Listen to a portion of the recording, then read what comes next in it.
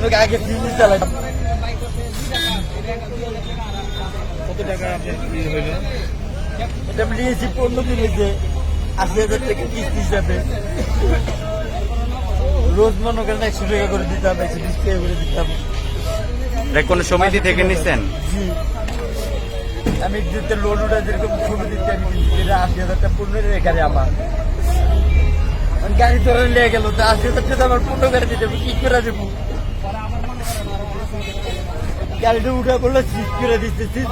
সিজ করে দিলে আগে পড়বেন না, প্রতি গ্যারেজে যা পড়বেন। যেই গাড়ি বাইর করবেন না, এই গাড়ি গ্যারেজ থেকে বাইর করবেন না, তা বিদ্যুৎ লাইন কেটে দেন। আপনাদের মিটারের লাইন বিল করেন। মিটার নামাতে গেলে একটা গ্যারেজে 1.5 লাখ 2 লাখ টাকা মিটার নামানোর বিল দেয়। প্রতি মাসের লাইনে 2-2.5 লাখ টাকা বিল দেয়। দুই জায়গা থেকে অফিস থেকে তো অফ করা পারে, বা গ্যারেজে ওরা কমপ্লেন দেন যে এই গ্যারেজ থেকে গাড়ি বেরোবো না, তাহলে কি রাস্তায় বেরোতে পারো?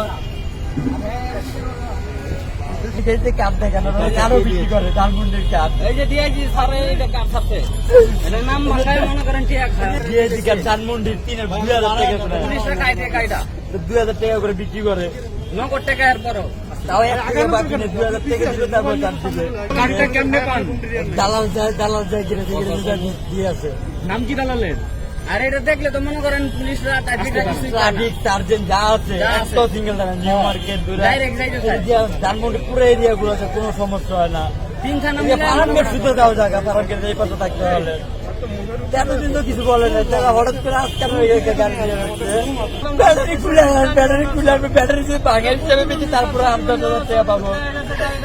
আর পাওয়ার স্কেল বানালে তো পাওয়ার স্কেল তো চালাতে পারবো, এটা না দেয় তাহলে কি করে খাবো? আর ব্যাটারি কিভাবে দিব?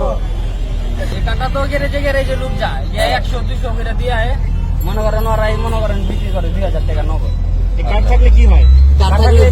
পুলিশ করে না।